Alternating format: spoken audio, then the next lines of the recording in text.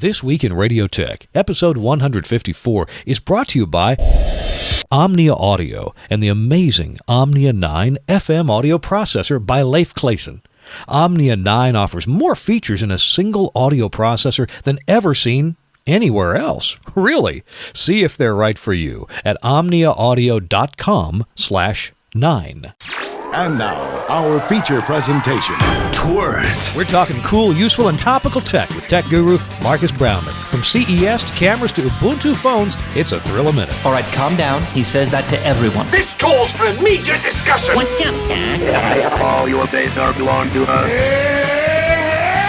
From his palatial office of important business, or in a choice hotel in a distant land, this is Kirk Harnack. Marques Brownlee joins Chris, Tobin, and me for fun, topical, and useful info on today's tech. It's not all radio this time. You're dialed in to This Week in Radio Tech. Hey, you've tuned into This Week in Radio Tech. I'm Kirk Harnack, your host. I'm so glad you've joined us. This is the show where normally we talk about stuff that affects radio broadcasting, audio issues and mixing, microphone selection like we talked about last week. We've got some interesting legal issues coming up in future episodes. Mike Durow, I promise you, is going to be here eventually with us, and also some other engineers from around the country, like Stephen Poole from Birmingham is going to have some great IT tips for us on upcoming episodes. But this episode, I'm excited about this. Tell you what, before I get into it, let's introduce one of our co-hosts who's with us. It's the best-dressed engineer in radio. It's my friend and yours, Chris Tobin from Manhattan. Hi, Chris. Hello, Kirk. Yes, I'm actually here in the studios of the GFQ network. We're at the HQ, the command post, and having a good time. And I'm with the Musicam USA folks. We do IP codecs for audio and video, and just for full disclosure. And also, those of you who fans and audience of the network, during the week there was a show that talked about how to reuse those cassette cases. Remember those cassette cases of the day? I found a DAT tape cassette case works really well for holding that iPhone or a smartphone in place on the table. So if you don't want to spend that $40, I have to give credit to the person who talked about it, and I can't think of his name on that show, but Andrew was part of that show. You know what I'm talking about, right? Tech News Weekly. Yes, thank you. I was watching. I was like, oh, yeah, the cassette. I've used those cassette holders cases for many things, and I said, hey, that's pretty cool. I just happened to come across a DAT tape cassette case, so I said, let me try it, and it works. I think it'd be harder to come up with a DAT case than it would be to buy a case for your iPhone that has a kickstand built in. Absolutely, this is just for fun. It's just this is what it is, and those of us in the broadcast industry can definitely find cases of all types in our closets somewhere. Well, speaking of cases of all types, a couple weeks ago I was at the Consumer Electronics Show in Las Vegas, and you might remember we did a show from me in a secret location at the Casa de Fuss there in Las Vegas, and it turns out also at the CES was our guest for tonight. I want to introduce to you Marques Brownlee. Marques Brownlee. He is a young man, student in the New York City area, a tech devotee. And Marques, welcome onto the show. Glad to have you here. Thank you for having me. Good to be here. Marques is what turned me on to Marques Brownlee and his talent was he's got a whole series of videos on YouTube. How many are there now? I thought I could see a count here, but I'm not seeing it after all. It's somewhere in the neighborhood of 520. Holy mackerel! 520 videos. Yeah. And I'll give you the title of a few of them. You can see just what kind of a tech geek, propeller head devotee Marques is here. Hackintosh Pro Project.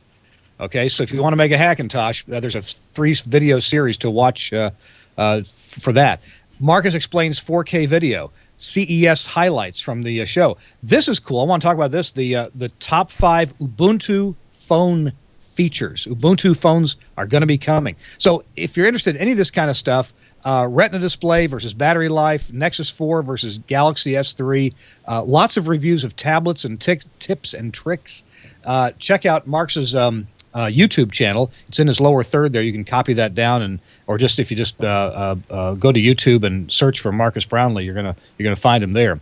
So Marques, I thought you could come on our show, and first, I gotta tell you, broadcast engineers run the gamut of there's a few younger guys in our industry and a whole lot of guys that are my age and older. I'm 50.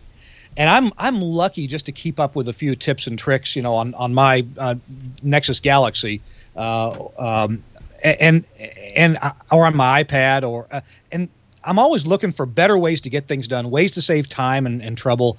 And sometimes learning these things just seems difficult. Hey, Google's my friend.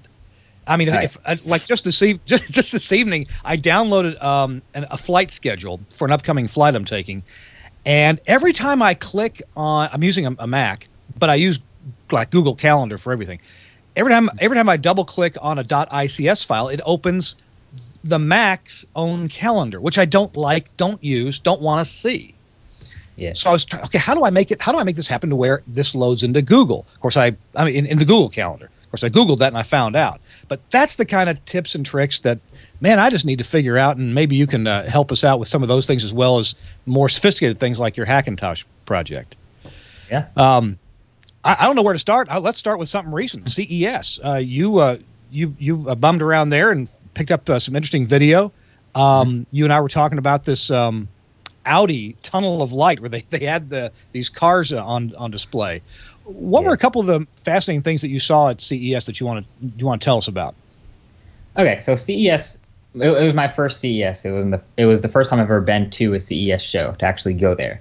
So it wasn't the biggest CES ever. I know we've seen some like big actual product announcements at like CES 2012 and 2011.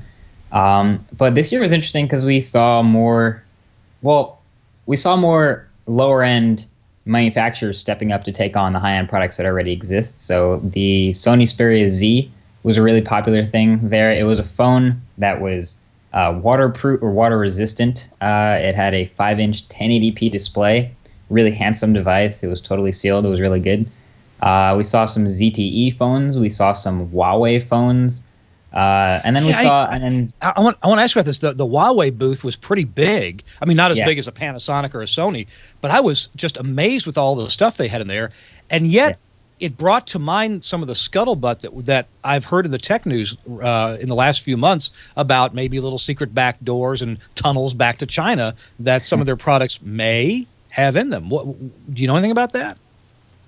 Well, there's been a lot of Chinese manufacturers that have been bringing their stuff over to CES to show off, because this is the first year Microsoft wasn't at CES, obviously. So they were, their huge booth was replaced by a Chinese I can't remember the name, but it was another Chinese manufacturer. So I don't know the specifics of individual companies and their relationships, but it was definitely Chinese heavy. Yeah, Chinese heavy CES this year, definitely. Yeah, and that makes a few people nervous when they hear these stories, may or may not be true, don't know, about things like a Huawei router or something, tunneling. They do some packet sniffing and say, hey, this thing is talking to an IP address in China, and yet there's no computer on my network talking to China right now. What's going on here? So you may, I mean, I'm sure there's going to be scuttlebutt about that until it's either proven or disproven, and people are going to watch with a wary eye. Of course, any manufacturer could do that. They were even talking a few months ago about U.S. manufacturers, of course, manufacturing in Asian countries, but using chipsets that come from China, and there could be some hard-coded back doors in those chipsets. Not to get off on that tangent, I was amazed at the big showing that Huawei had at CES, just like you were. Yeah. This show is about radio technology, but I tell you, I can appreciate a good television as much as anybody else. Were you blown away by this 4K and even the 8K displays? I loved it. I've been a pixel junkie for forever. But yeah, I love high resolution stuff, and we've seen high resolution stuff move from, I guess the iPhone 4 really started it with the Retina display on a 3.5-inch display. Then we step up to high resolution tablets, and now high resolution laptops, and then now we're seeing 4K TVs. I think that's pretty awesome. They looked awesome. They look great. Samsung had a few that were OLED as well, so 4K OLED displays. But the pure pixel density is pretty much mind-blowing if you've never seen anything that high. Well, a couple things about 4K. First of all, of course, you've got to have the original capture and editing and storage and transmission to maintain that 4K relationship right up to the screen. And I realize there may be some MPEG compression going on there, but the more compression you do, the the more blurry the picture gets, even though you've got, you capture it in 4K and you're displaying it in 4K. And the same is true with just standard HD television. For example, here in the U.S., we may capture it at 1080 vertical resolution, but if we do MPEG compression to it for transmission or storage, then I guess we effectively can reduce what the picture looks like, even though we may be watching it in 1080. Chris, you've got a lot of experience with video. What are some of your thoughts on these this real high resolution, and do we actually end up getting the high resolution that we think we are, or will we? Oh, I love it. Like Marcus, I'm all about the pixels and the resolution. The higher, the better. The clearer, the more detail. It's fun. As far as the transmission of it and where it makes it to the home or to the consumer side, I think we're going to be in the same boat as we are now, as you pointed out with compression, until the pipes, I'll call them the pipes, or distribution channels become commonplace, or a very large size, 100, with 10 gigabits or 10. It was a 10 gig they call it now. Something that's commonplace. I don't think we'll get to enjoy the mass distribution of 4K or even 8K as they've been talking about. But if you can, bring it to the home and get it set up in your home theater in the proper way, go for it. I mean, I watched it. Was it 2 years ago? CES had a 2K or 4K. They had some preliminary stuff, and it was wild. And then Panasonic had their a huge 108-inch LCD or plasma screen. They were showing live images of people walking around, and it was set up in a portrait style. So you're walking past this wall, and all of a sudden you're like, oh, that's a TV screen. But the resolution was unbelievable. It was just wild. But I see it happening. I see it coming. And with gaming industries and the way they've been able to package video. I was just this past weekend. I was at my brother's house, and he's playing Call of Duty with Xbox on a 1080p was a 48-inch screen. Yeah. It was sharp. And he was doing this is playing with other people. This is a multiplayer version. So he's on his cable modem and connected to everybody else. So we're not talking local, just it's being generated by the box. This is interacting with others who may or may not have the fastest speeds. But it was it's definitely doable. But I think Marcus, connectivity is where it's key. As Marcus will probably attest to, you've got to have the latest of everything to get this the absolutely stunning quality. And I'll give you an example. I hooked up my Atari Pong to my HD TV, and it still looked like an Atari Pong. Yeah, is it sure? There was a demo actually of the NVIDIA Project Shield outputting real 4K content to a 4K TV, but I stopped by the NVIDIA booth, and they actually had another 4K TV with another Tegra 4 device, but it didn't look quite as good as the native 4K content being played. So there's going to be a bottleneck. If you actually download the content, it'll look awesome. But if you're playing it from a device that's kind of old school or not quite up to that standard, then you'll see some differences. I'm going to wonder. Okay, if the video keeps getting better and better. Okay, let's say in a few years from now. And by the way, I should go back. I thought I read that sometime next year in 2014 in Japan, they're going to do some experimental over-the-air transmissions of 4K content. Now, I don't know how much it'll be compressed, what the bit rate is going to be. I got to imagine it's going to be at least 50 or I think I read 60 megabits per second for compressed 4K that still looked very, very good.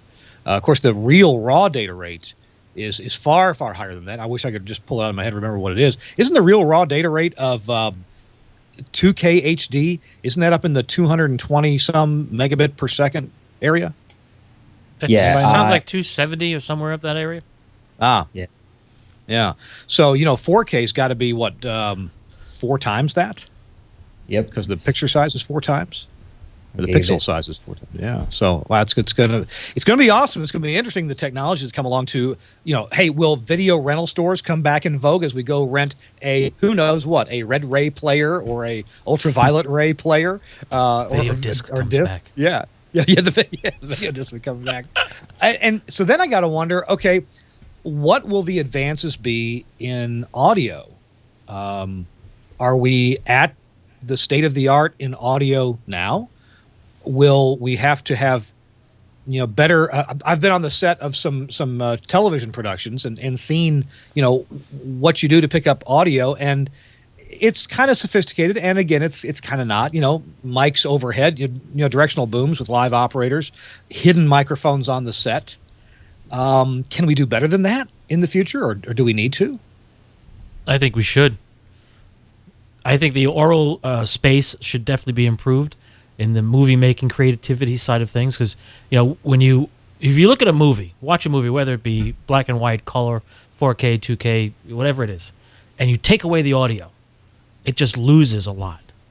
Now, if you can really enhance the audio, mic techniques can change, quality of the microphones will always continue to improve, mic placement, but I think more creativity needs to be put toward the sound stage and say, okay, we got the visual part all together, but now let's work on the sound part to bring it together. And with the highest resolution you get, because it's basically like being in, so we'll call it real life, as I'm sitting here with Andrew and we're at GFQ and I'm looking at everything as three-dimensional, stereoscopic audio, the whole bit. You could reproduce that and produce some wild-ass, movies. You got something really kick. J.J. Abrams will definitely come up with it, but I'm just saying. Marcus, what about... I had a question on the tip of my tongue now. I forget what it was. Well, I guess in the world of audio, did you see anything at CES or hear anything that sparked your interest? Well, being someone who produces a lot for the web, there was a lot of new, smaller manufacturers that had their new USB microphones, for example, that were attempting to give a higher quality, easier recording experience. So, for example, I think there was the Blue Nessie had all these different things where it would automatically do these things for you to give you a better studio quality sound through just a plug and play microphone. So there was some neat stuff for the web. I didn't necessarily look at the professional audio equipment because that's not what I use, but I'm sure there was a lot of incremental improvements to look at. So. Yeah, and that's not what CES is about. That's more of, I guess, an AES convention or NAB or IBC sort of thing. It's going to be interesting though to see how audio does improve. I guess I'm interested in the pickup of audio. They're gonna, we've got Red cameras and Ari cameras, and I'm sure we'll have other competing brands too in the 4K and then finally in the 8K space. It is going to be interesting to see what happens with audio. Right now, are we capturing audio as well as it can be captured in the amount of time and manpower that it takes to get that done? And I mean, unless there's some kind of freaky breakthrough, I think we're typically nearly there. Most audio problems are the audio engineer bought the wrong thing or used it incorrectly. It's not that we can't capture audio well. At CES, I did try on a bunch of different headphones. Isn't it crazy how many headphones there are out there? There were a lot. Definitely a lot. I mean, but there's always a lot. But yeah, there was a ton of headphones. In my opinion, most of them just were not that great. There's a lot of style out there, and just not so much fabulous sound. I ran across some brand that had a metal band motif. I forget what they were called. Metalhead, Motorhead. Maybe they were Motorhead, Motor Hell, something like that. They sounded really good, but they didn't have any distribution yet. They were there looking for distribution, so you can't buy one. Well, hey, let's talk just a little bit about the 8K television before we move on out of that arena. Marcus, did you see the 8K display? I wish I did, but that's the one thing that I heard about that I didn't get to actually see. Oh, how big was it? Was it like 90-inch, 180? No, it was, I want to say 80, 84 inches, something like that. It was surrounded with black, so you could see it very clearly. It was just a stand-up theater sort of experience. Unlike a lot of the 4K TVs, they were more commonplace. They were out. It wasn't a theater or something like that you had to go into. They were just out there. The 8K display, Marcus, on one, they had a little video that ran. It was probably 7 or 8 minutes long, and they had a video of a field of sunflowers or something that looked like sunflowers.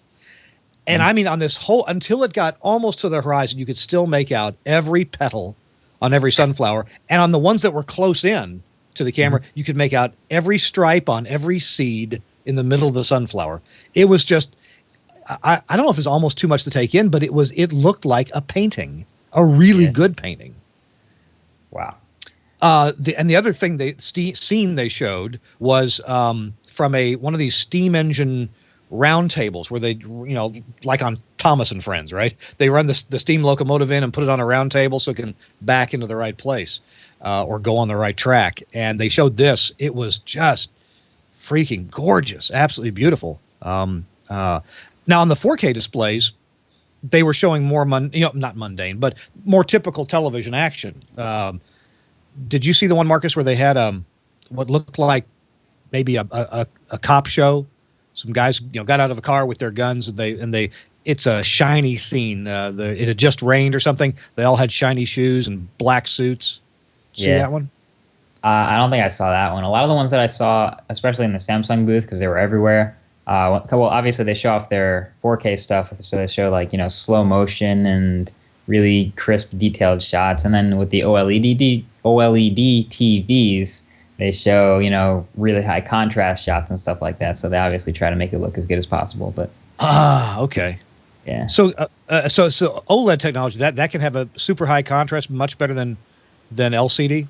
Yeah, I did a little rant video on how great OLED TVs were, since rants can be positive. And it was, that's one of my favorite. Actually, my phone is an OLED screen. There's, basically when the pixels are all the way down to black, when you're displaying black, the pixels don't light up. So it's a really, really high contrast ratio. And the colors tend to be more saturated. So when you show something with a really deep blacks and really colorful stuff, like that have like a black screen in the background and pouring water on a pebble, so it'll be really bright and really dark. It just looked good. It looked really good on OLEDs, but I don't know how good real life sort of cinematography would look on an OLED TV. Yeah, I'm eager to find out. I'm eager to. When will we have these things in our home? When will they be under a couple grand? That's the thing. Well, because when the really high resolution other displays, it took about a year for them to be like down in the range of a high-end consumer rather than someone who's going to go choose between a car and a TV. Maybe I'll say in 2 years, in the beginning of January 2015, we'll be looking up at which 4K TV am I going to buy.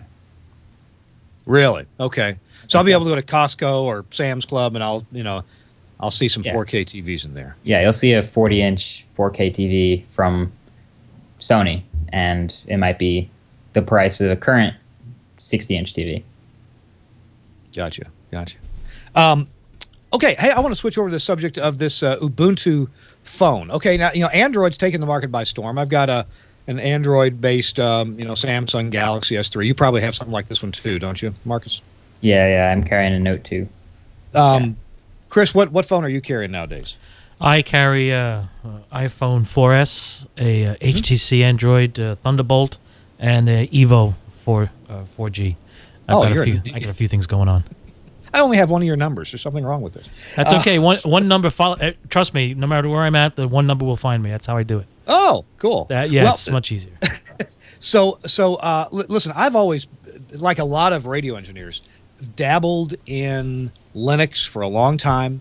Never been able to make it the one operating system that I use day to day, but I sure have tried to some degree, and I love playing with it. I love playing with a new version of Ubuntu that comes out and see the new graphical treatment and see have they made it easier for guys like me who aren't quite a propeller head to to download and install stuff and not come up with some crazy stupid error that now I've got to spend the next 3 days Googling and on forums to figure out how to fix.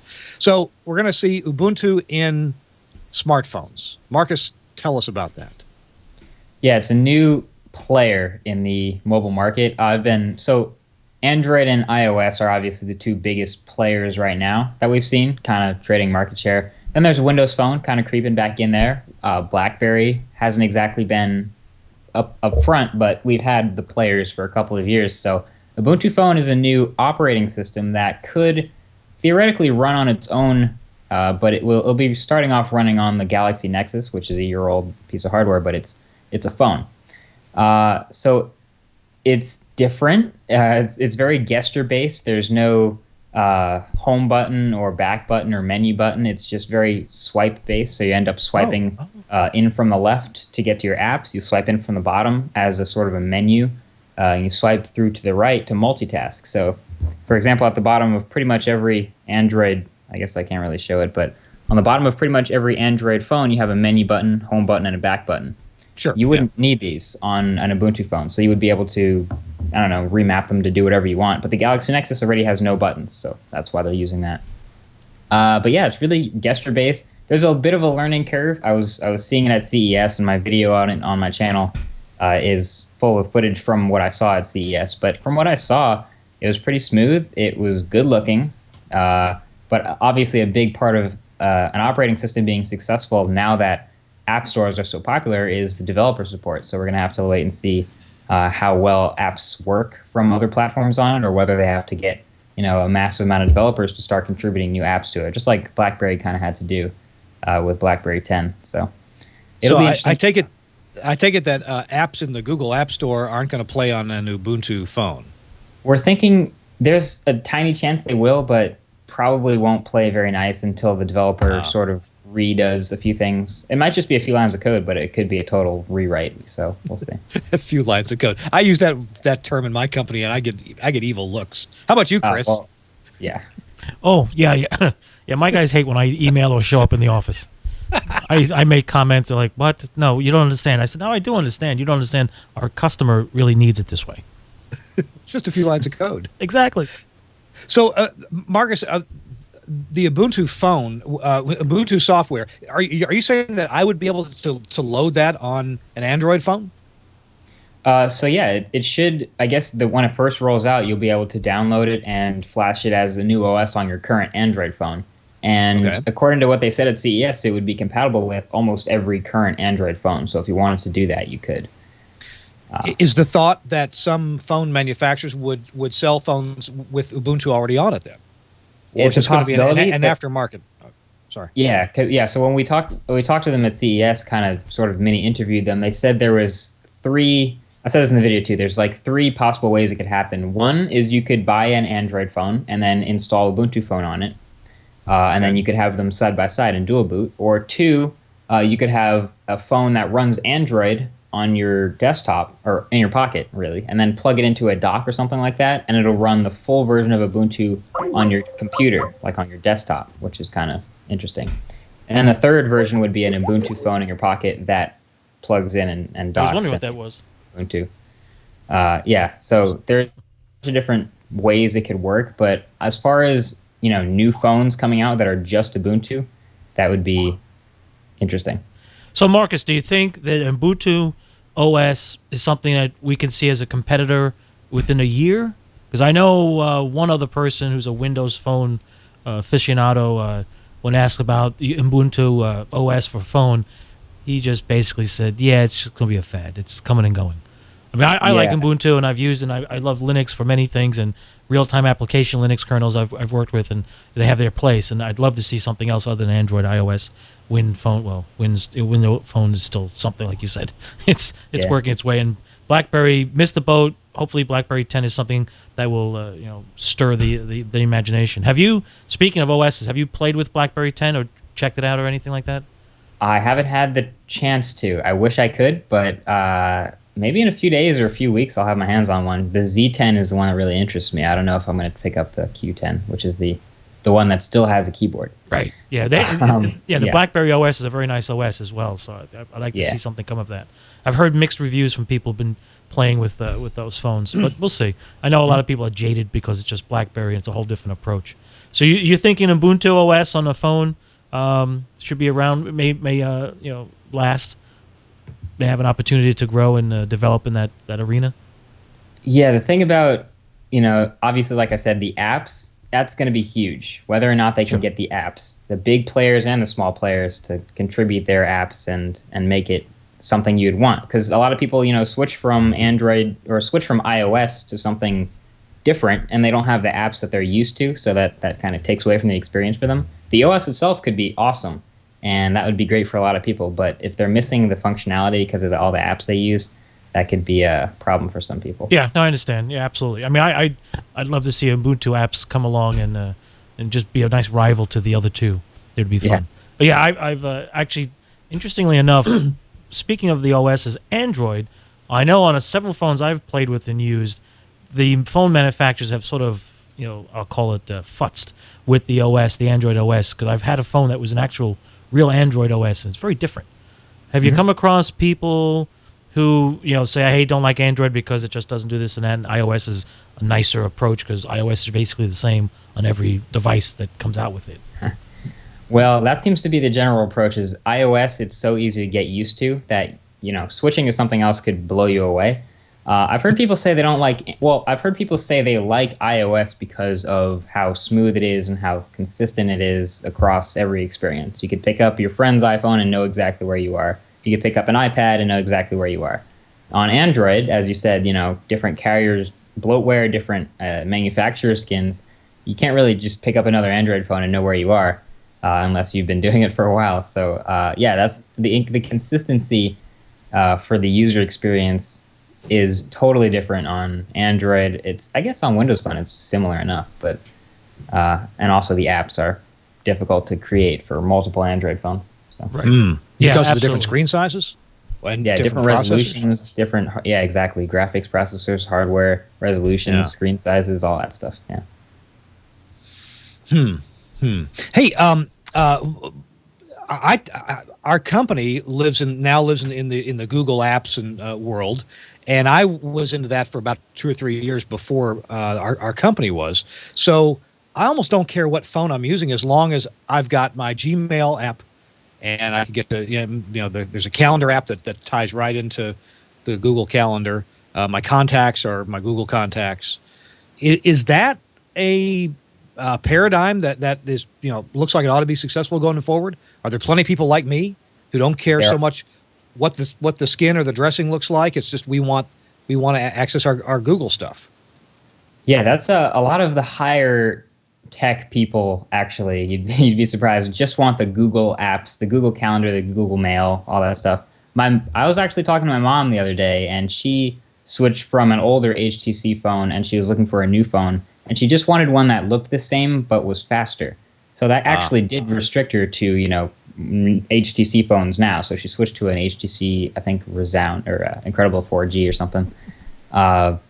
So some people don't actually care if they can use their Google. Well, some people are tied into Google, I would say. And those people will be fine on any newer Android phone.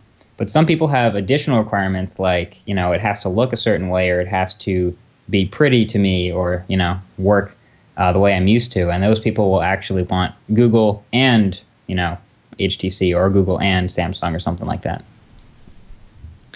So we're going to get into the Hackintosh project in a few minutes. I want to, first of all, let folks know that you're watching This Week in Radio Tech. We're kind of not talking about radio tech specifically on this show because our guest is Marques Brownlee. And Marques is a guy who does these fabulous short video clips explaining technology, features, how to compare two products, two cameras, two phones.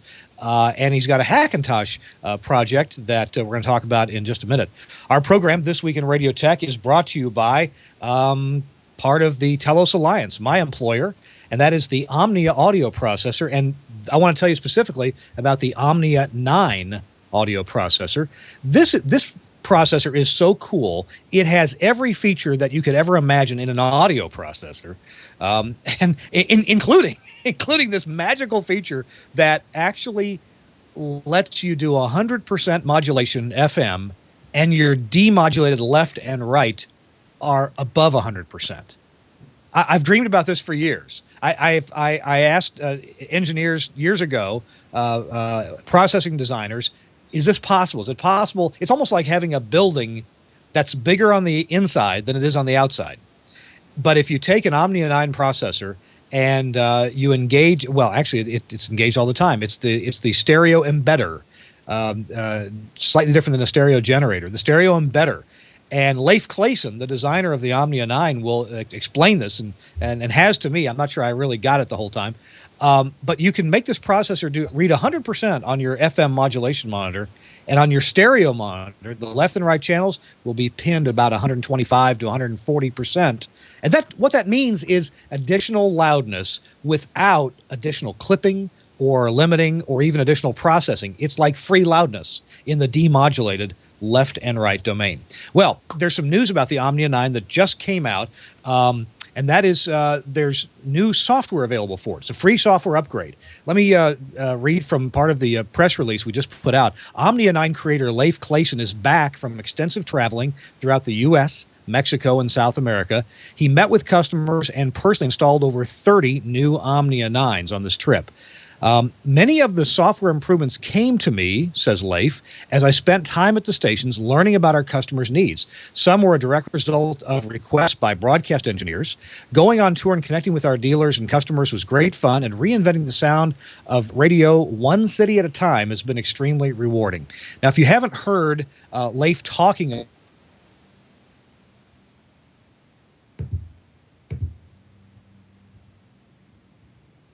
Alrighty. We'll just come right back to that in a moment as we Kirk is doing some crazy stuff back at Kirk Honeck Command. Anyway, that's for those of you in audio processing. You all know it requires a special ear and understanding, and make sure you really appreciate what the artists have done with their music. And if you're doing talk or sports formats, make sure you understand exactly how the presenter sounds and what you're trying to convey. And the Omnia 9 will do the trick for you. And trust me, you'll be all right with that. But just do it in moderation. That's what I will say. That's my only advice. So a friend of mine who does audio work laughed at me once when I told him what he should try in his approach. And when I said use moderation and very slow, small turns, he came back a couple of weeks later and said, you're absolutely right. That was the way to go. So play with it. Check it out. I met Clayson at the NAB. Talked to him for several hours. Great guy. Knows his stuff. Passionate about everything. So if you're an audio person, definitely check it out. So anyway, Marcus, I'm curious. I know a lot of phones manufacturers, phone carriers, sort of lock the phones down so you can't really do too much of them. I call them cripple phones. Do you think Ubuntu OS being put on a phone, people might run into that issue? Because I know in the in the Americas, basically Canada and in the U.S., a lot of the phone carriers lock the phones down and you can't do squat with it. But if you're in Europe or South America and elsewhere, phones are unlocked, so you can do a lot of things. What have you heard? What do you think might happen, or what your experiences? Yeah, so actually recently my Galaxy Note 2 has been trying to push an update from Verizon that would prevent me from being able to install apps that are not from Google's Play Store, which has been like a key Android feature for me, at least, for a long time. So carriers are totally pushing the idea of, we got you in this contract, now we're going to push all our software and everything upon you, and you have to go with it or pay our early termination fee. So Ubuntu Phone brings up, a new way for them to try to attract customers, but also the ability for them to throw their own software on it. Obviously, like Verizon phones, you'll find like VZ Navigator and My Verizon and all these awful apps that no one actually wants, but they get you with those because you bought a Verizon phone. I bet they'll find a way to do that. Verizon at least will. AT&T probably will find a way to throw some AT&T or Verizon bloatware on there. Also, in terms of locking phones down, I guess unlocking it from your carrier would be a new story because it's a new operating system. But I don't know. We'll have to see how that works out. It's going to be different, but again, same schematics from carriers. They're going to try to lock you in. Yes, exactly. That's been my experience with some of the experiments our guys back in the lab do with some software for phones and audio over IP. We've found some interesting things with the lockdowns, especially with Verizon. And AT&T has been a little lenient. T-Mobile, though, I have to say, has been very nice about letting things go with their phones. And if you do stuff and unlock it, they're just like, okay, fine, just pay you monthly. Take a data plan, pay us, we're happy. Thank you very much. But but the Ubuntu, I'm curious because that's a game changer. Because if it works the way people expect it to, you don't use the bottom buttons at the bottom of the soft buttons on an Android phone. It's all swiping. That puts you pretty much in the arena with the iOS folks, right? When you think about it. Yeah. So I think this could be a game changer if properly deployed. And you're right. They have to make sure the apps can come across from the other places. And if the apps come across, the experience is the same or close to it, then you have a chance of some traction and making things happen. I'm excited. I'd try it. I have a couple of phones that are no longer under contract I could probably break open and do something with. Yeah. Exactly. There you go. I still have a Galaxy Nexus I would love to try it on. So whenever I have the chance, I definitely will. Yeah, exactly. No, that's cool. So, in your experience when you were at CES, was there anything you observed that caught your attention in the sense of like as you're walking? I've been to CES. I've walked through the aisles, and it's just fascinating the amount of things and sounds and visual stimulation that takes place. And did anything catch your eye that maybe say out of your wheelhouse? I'll call it, of what you do, and all the videos I've watched on your YouTube channel, which are excellent, and your presentation is stellar. That just caught your attention. It's like, wow, that's an interesting thing. I never saw such a. Oh, it's a kumquat squasher. What the hell is that for? Oh, but it's electronic, has Bluetooth. Oh, that's interesting. You know what I'm saying? Yeah, did anything catch your attention? You're like, wow, that's totally never expected. Yeah, gaming is out of my wheelhouse, and I saw a ton of cool gaming accessories. First of all, I've liked NVIDIA stuff for a while. I've used NVIDIA Tegra 3 devices, Tegra phones and stuff, and they introduced their Project Shield gaming out of my wheelhouse, but it looked pretty cool. It had, basically a controller with a display on it, kind of looking like a clamshell design. That caught my attention, but I didn't get to play with it. And there were some controller accessories for things like the iPad, where you would basically have like 2 joysticks and a case in the middle, and you could actually control your iPad using the joysticks. And there's just a lot of gaming accessories. And there's also something where you could, I forgot what it was called. I think it's the Rift, where you basically put on the glasses and move around, and you can look around the 3D environment with the glasses on. Or I guess it's like a shade that's basically over your eyes, and then you can basically game with that sort of experience and use the controllers. And I don't know. I don't think that would be the most convenient way to game, but it caught my eye. It's out of my wheelhouse, but it was looking cool. Oh wow, that's cool. Yeah, the gaming world, gaming industry, I should say, they have some really cool stuff. I was playing with a couple of controllers that had haptic response. So if you're holding the controller and you're in I think it was aviation. So if you crash the plane, you were trying to simulate work, and you actually feel it in the throttle, the sticks. Yeah, I think that's pretty cool. Yeah, that's cool stuff. Wow. All right. That's something I'd look for. Yeah, definitely. Just it's fun to just see different things. And by the way, just checking the camera you're using right now for your video, for those of you that are not visually impaired and who would be listening to the audio only, which camera are you using? I'm recording all my videos now with the Canon 5D Mark III. 5D Mark III. Excellent. That looks really good. Have you used Nikon or at all? Very, very briefly. Did you find the difference between the Canon glass and imagers different from the Nikon? There was a tiny difference in the way Nikon processed their JPEGs. I didn't do a lot of video with Nikon at all. When I had Nikon stuff, I was doing photo. Stills. Yeah. Stills. And then I moved to the T2i as my first video DSLR. And from there, I've been Canon video all the way since then. So, but I've watched plenty of reviews that show the differences in dynamic range that you can get between maybe something like the Nikon D800 versus a 5D Mark III. But that's nothing you can't fix in post. Yeah. No, I do a lot of photography outside and red carpet celebrity stuff, and I happened to bump into a couple of photographers recently, and we got into a discussion where a couple of guys switched from their Nikon legacy stuff to Canon, and his main complaint was that the color spectrum dynamic range was totally different. He didn't realize how different it was until he just tried it.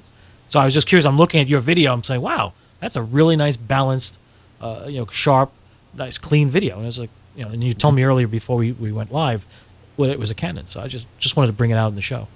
That's pretty cool. So Marcus, how are you getting this video into your computer? Luckily, the Mark III a lot of Canons have audio out and video out, but I don't use that. I use USB, and I use Canon EOS utility, which will just hook up into the USB port in the side of the camera, and you can remotely control your camera and then download the footage that you've just recorded.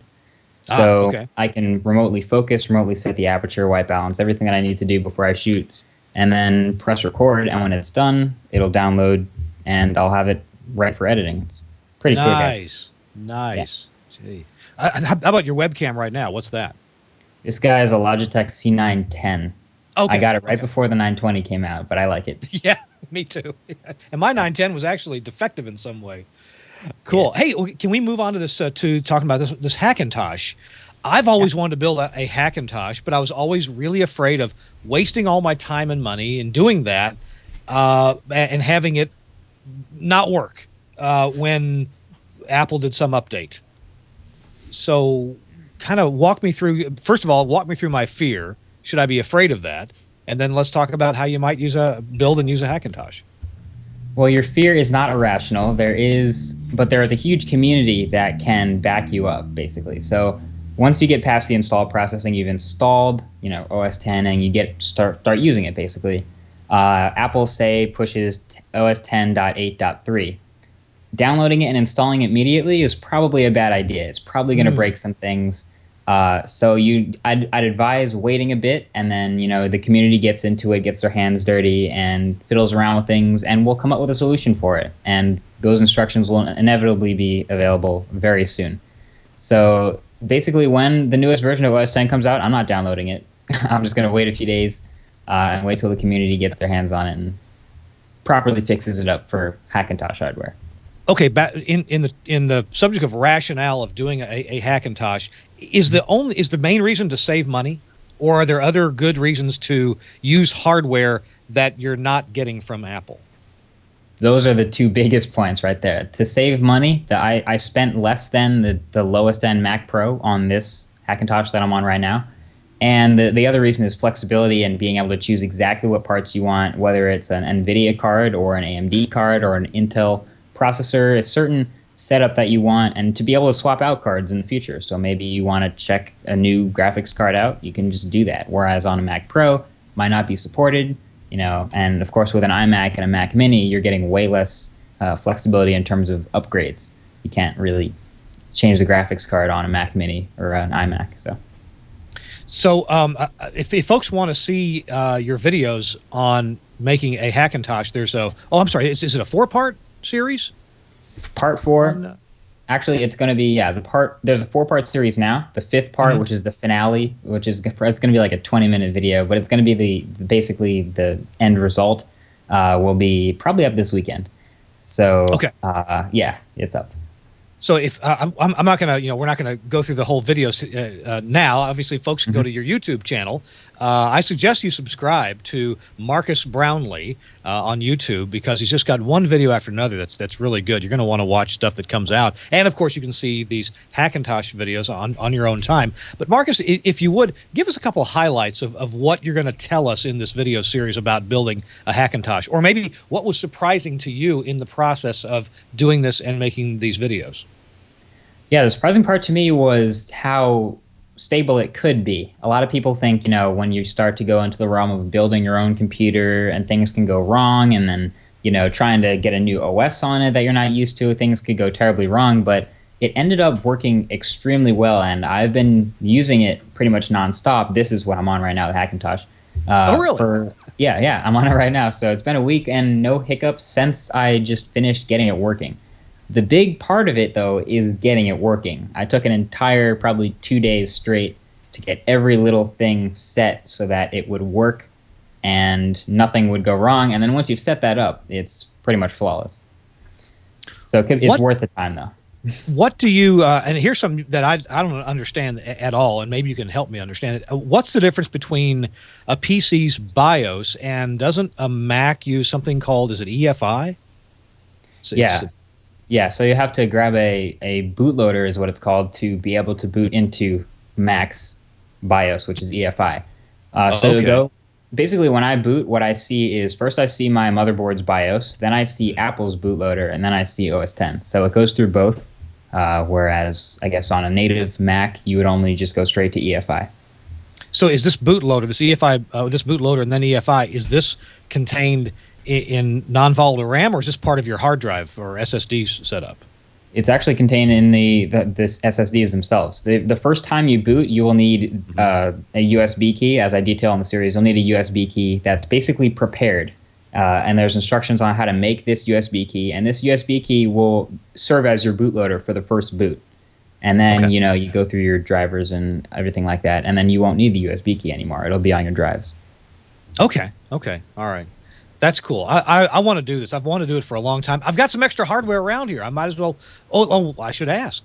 Is there really specific hardware, or if I've got an old gaming computer that that I built up myself that's pretty hot rodded, can I use that? Probably. There are some restrictions that you should definitely adhere to if you want to get the most out of the OS 10 experience. especially on the AMD side, a lot of Intel processors will work flawlessly, but a lot of AMD processor-based systems won't work quite as well. There's some graphics card requirements, but again, the websites that I show in the description of the video, they are extremely good. They're pure gold. They'll give you all the recommendations you could ever need. They'll give you compatibility tips. They'll let you know if certain combinations of parts are better than others. So there's a great community that'll help you out too. Gotcha. Okay. Oh man, I've just got so many questions. I don't know where to start with this. We started the show out by saying I wanted to pass along some productivity tips and tricks. Are you a full-time student in college, part-time, or yes. what? Yeah, okay, I'm a full-time student. Yeah.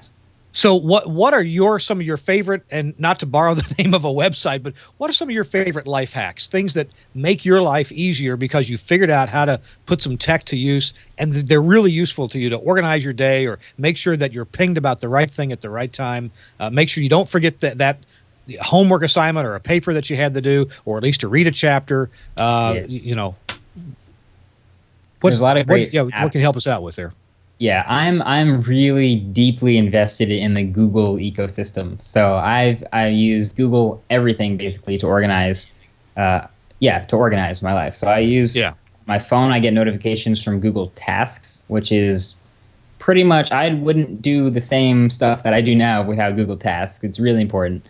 I use Google Calendar for my class schedule, and I have it set up in Chrome basically to notify me of any, when I have to leave for class. Google Mail, Gmail is very, very important. And there's also sort of little niche Google stuff. Obviously, you don't have to use Google+, but it's a social network that I love using all the time. So I'm really deeply invested in the Google stuff. In terms of little tips and tricks, life hacks, I guess. I don't know. I have just a lot of software tweaks set up within the apps that I use to keep things, to keep tabs on things. I also have, I guess Pocket is a really good app for reminding me to get back to things later. So Pocket is a rebranded version of Read It Later, where maybe I'll get to something on the web that I can't really read at the moment, or I can't watch this video now, but I'll save it for later. I'll just share it to Pocket, and Android works really well with that. So you can basically share it to Pocket, and it'll dump it in your Pocket. And Pocket, when you pull up the app, will have all the things that you saved, and then you can catch up at the end of the day to whatever you saved in there. So do you open your Pocket and realize, oh man, I got stuff from 4 months ago that I haven't looked at that was really important 4 months ago? Yeah, I keep it surprisingly clean. I'm really diligent about my Google Reader and Pocket, keeping it clean. Same with Gmail. There's pretty much never an hour that goes by without me checking and making sure everything is set up well. There's a lot of great, by the way, Gmail Labs features. Just going through the Google Labs stuff and seeing what's kind of hidden behind the scenes that you can enable, it's awesome what you can find there. Oh, yeah. Is that called Google Labs or Gmail Labs? Well, each app has its own labs, but if you go into Gmail settings and then hit the Labs tab, you'll see all the different little nifty features you can enable. Same with Calendar, same with, Google+. So there's a lot of lab stuff that's useful. I guess one of the real advantages of that is you don't have to go turn that on every device that you're using to access Google. It's part of your Google Cloud stuff. And if you're on a phone, that stuff probably, those features work on the phone. Yep. If you're on a desktop, they work there too. Is that right? Yeah, so I have Chrome on my school laptop back here. If I change a few settings or add an extension or something on the Hackintosh, it'll show up there the next time I open Chrome. So, yeah. Okay. Syncs with your account. Speaking of Chrome, have you tried this Chrome OS? I have tried it, and I have used it. I did a video sort of explaining the concept of it, but I could never really get to using it full time as my only OS. But it's neat. It's neat. Our company, as I said, is on Google Docs, and I've tried to use. I find myself keep going back to Evernote to take notes, and then when I get a complete thought or want to make a document, I'm starting to make it in Google Docs now. But there's so many times, and you tell me if maybe I'm just missing a tweak or I need to go somewhere for some help. We'll have a spreadsheet within the company that I need to open up and look at. And if I open it up, if I view it in Google or as a Google Doc, it never looks quite right. I've got to download it and then open it up, say in Numbers on my Mac. Are you finding and stuff just doesn't seem to format quite the same in these different in Google Docs versus the actual app that might handle it? Are you finding that too? Yeah, I've definitely found that a professor will send a one-page document and tell me it's a one-page document. Then I open it in Google and it's one page with the last line on the second page. So stuff will just get messed around with a little bit. What I do is I kind of just I set up things to make sure that they work with Google. So if I'm writing a document, I'll just write it in Google's Google Drive, so I know it'll work everywhere else. Whereas if I write something in Pages or if I write something in Word, I can't really guarantee it's going to work everywhere else. So as plain as it seems, writing stuff down in Drive and then saving it there will pretty much guarantee it'll be readable everywhere else the same way you wrote it. Oh, so if I compose it in Google Drive, in a Google app, then it'll probably be all right. Yeah. Okay. So, hey, tell me about, there was an app that Google had, and I guess maybe now it's only available if you pay a bunch of money. Is it called SketchUp? Google SketchUp? Oh, yeah. 3D stuff. Yeah, I've never really used I'm sorry. I'd like to use it, but I guess without paying a bunch of money, I don't have access to it. Yeah, we get our school laptops, even though they're not the prettiest things in the world, they are loaded with a bunch of software that our school gives us. So I have to lug it around sometimes to use the software they give us. But SketchUp is on there, and I don't know what the heck I'm doing, but it's cool. It's really powerful. It's like, opening Adobe After Effects for the first time when I had no idea what I was doing. I would watch the tutorials, and people going through it were like experts, and they would, adjust little fine settings without even thinking about it. SketchUp is the same way. There's a ton of stuff you can do, and I'd have no idea what I'm doing if I just opened it up. Now, somebody in the chat room says that Google, for SketchUp, they use all their own markup, or maybe he's talking about something else in Google, but he says it's a pain in the A. Yeah. But I'm not... Yeah, it's like using a different SketchUp? language, basically. Yeah. Okay. So, well, then that brings up a good question. I don't know how to use, say, Adobe Illustrator or some of the other high-end Adobe products. I'm looking for a product that lets me make some pretty drawings, and Visio is not it at all. So, is there something you can recommend that I should maybe spend some time and money on if I have to, and time to learn? Well, in terms of learning, basically all of the learning of new programs that I do has been through YouTube videos. I'd watch, tutorials all weekend of things that I want to figure out, and eventually I'd be able to do it. But, for drawing, I don't really do a lot of drawing. I know people who draw in Photoshop. They'll have a little, Wacom tablet, and they'll draw with that. But I'm no artist. I do all my visual stuff with, dragging boxes and squares and visual effects and stuff like that. But yeah. Someone in the chat mentioned lynda.com. Great tutorials on lynda.com. So if you want to search for a certain program and just watch a whole playlist of them, that'll probably help you out a lot.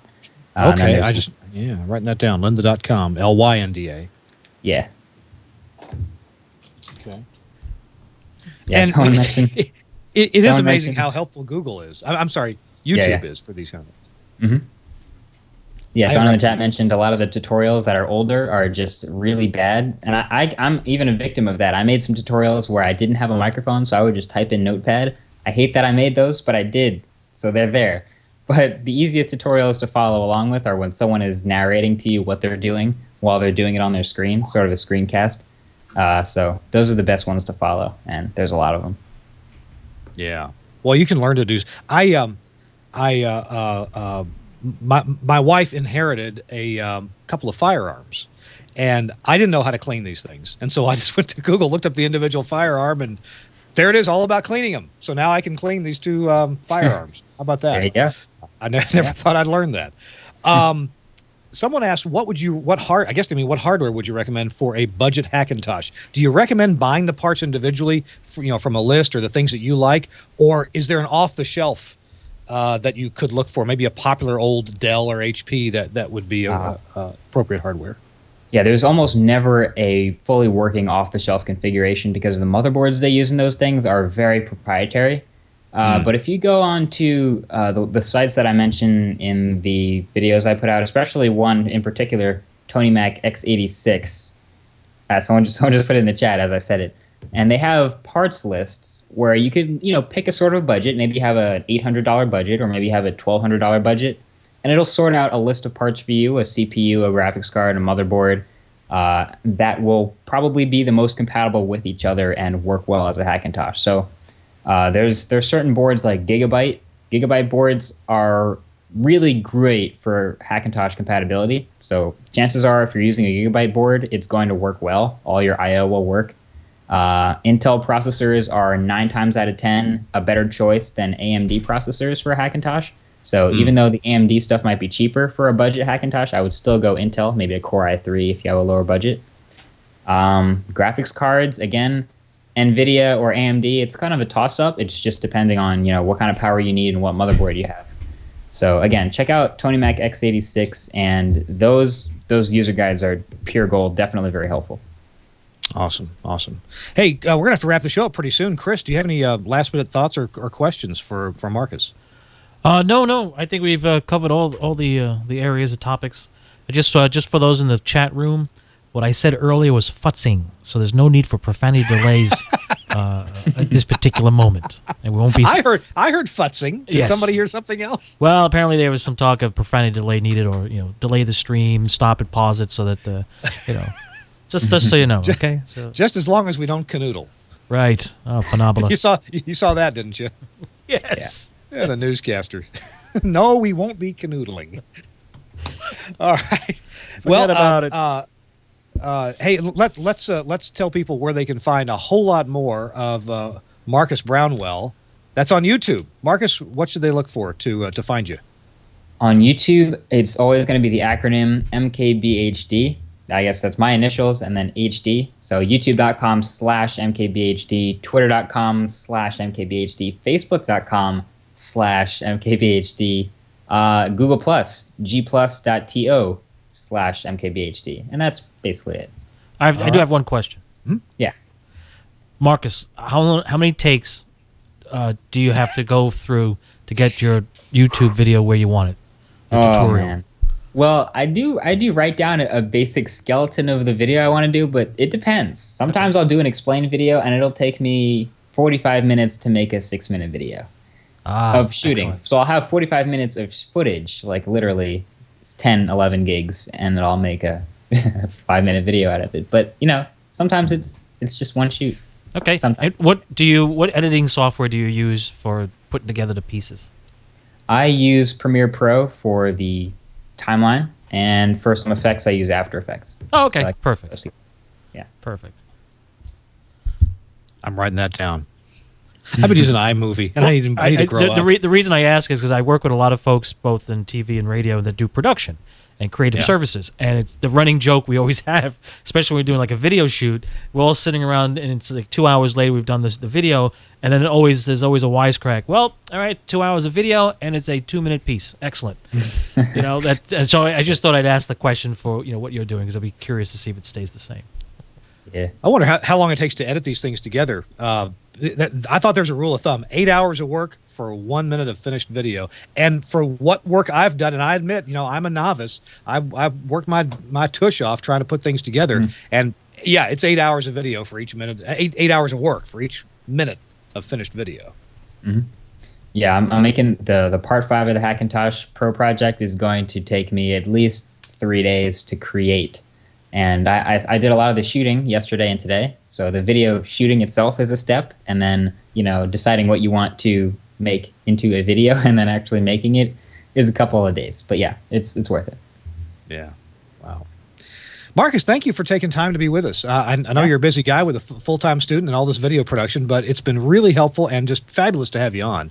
I want to encourage our viewers and listeners, check out Marques Brownlee's videos. They're instructional. He's got over 500 of them now. You're going to find plenty of stuff to educate yourself with and move ahead with your knowledge of tech, your practical knowledge too. It's really practical stuff. That's what I like about it. So Marques, thank you for taking time to be with us.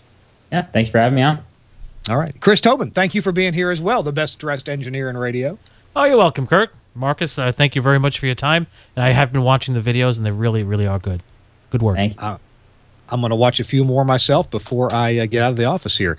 Hey, coming up, a couple of program notes here. First of all, I think I was cut off in the middle of the Omnia 9 ad, so why don't you do me a favor? Go to omniaaudio.com and check out the feature list on the Omnia 9. Know that there's new software out there, so if you've got one, you can download new software for it. And you got to love Leif Clayson. I mean, this guy just really cares about putting in the features and specs that his customers want. We're glad to have him on our team at Omnia. In upcoming shows, we've got, check this out, John Garziglia. Yes, he's an attorney, and he's going to be on This Week in Radio Tech. Going to tell us about all kinds of legal matters having to do with broadcasting, including his thoughts about Bubba the Love Sponge and the MJ trial that just concluded with Bubba not being found guilty. Also, Mike Durow. Yes, I promise he's going to be on. He was a little under the weather for the past couple of weeks. Mike will be on. You might know Mike Durow is the guy who invented multi-band audio processing with the discriminate audio processor, and a lot of other cool things too that Mike has done. Stephen Poole, an engineer from Birmingham, Alabama, super IT guy. He writes articles on how to do little projects like a network attached storage server and things like that. Steve's very cool. He's going to be on, and we're going to feature a show about towers. We're going to feature some videos on tower climbing that I think you're going to like. So stay tuned for these shows and more coming up in future episodes of This Week in Radio Tech. Thanks for joining us. Thanks to Omnia Audio for sponsoring the show. And thanks to Andrew Zarian and the GFQ Network for producing the show and making it all possible for us to get it out to you. We'll see you next week on This Week in Radio Tech. Bye-bye, everybody. That's all the bandwidth we can pill for this week. Another tort has propagated, and all the transmitters and audio equipment live happily ever after, thanks to the handsome engineer and his kind, benevolent care. We'll be back next week. Lord willing and the creek don't rise. This Week in Radio Tech. Subscribe to iTunes and you'll never miss a show. Search for This Week in Radio Tech in the iTunes Store. Soliciting is strictly encouraged. If you like today's show, tell a friend. If you didn't like it, we were never here. Kirk Harnack's wardrobe provided by the Salvation Army and the Red Cross Disaster Relief Services. Hair and makeup provided by Penny Lope Garcia Hernandez Weinberg. He's unique, wouldn't you say? I just want to get it over with. This ends this transmission. Tango, Whiskey, India, Romeo, Tango. Signing off. Okay.